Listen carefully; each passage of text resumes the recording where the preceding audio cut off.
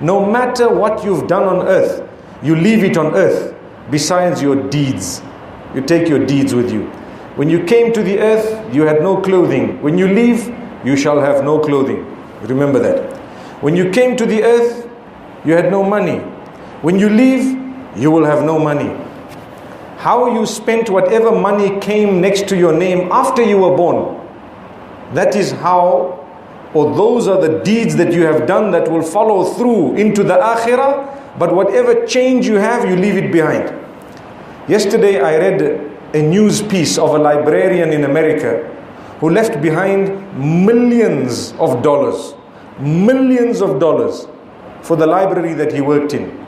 He didn't want to give his brothers or anyone, he wasn't married and he didn't want to give any family members, etc. He left behind the millions, and they say he didn't used to spend money, but he was rich.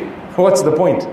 We are taught, spend it while you're alive on a good cause. You don't have to wait till you're dead and then write, when I die, if I leave behind X amount, then I'd like it to go here and there.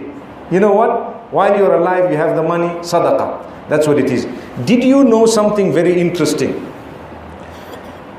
The hadith says, إِذَا مَاتَ ابْنُ آدَمَ انْقَطَعَ عَنْهُ عَمَلُهُ إِلَّا مِنْ ثَلَاثٍ. When a son of Adam, meaning a human being, passes away, the deeds are cut. Besides three things. Listen carefully, because many of us don't realize exactly what it is. It says,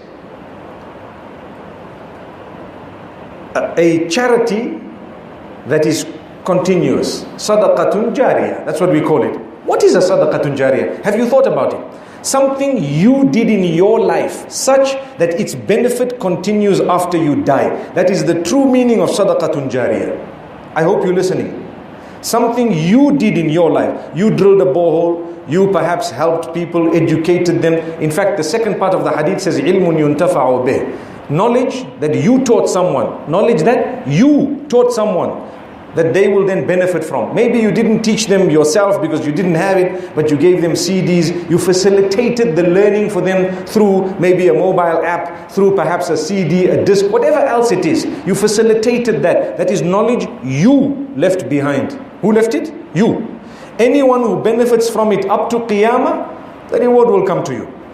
The third thing is, وَلَدٌ صَالِحٌ يَدْعُو لَهُ. Children who will make dua for you, or a child who will make dua for you. Which means you brought up someone in such a way that when you die, at least they say, oh Allah, forgive my father, oh Allah, forgive my mother, because they had a decent upbringing.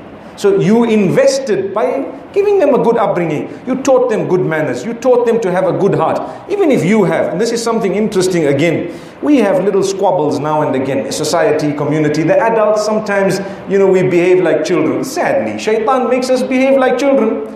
But let's not let it seep to the next generation, because it becomes worse. Wallahi, when you have a problem, Islam teaches you to sort it out today, not tomorrow.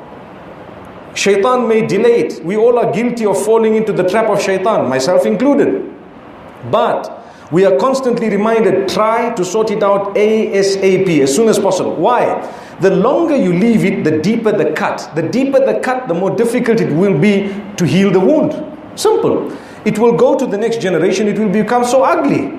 And it will go to the following generation, and you have two different societies and communities all together. Yet 3 generations up, they were brothers.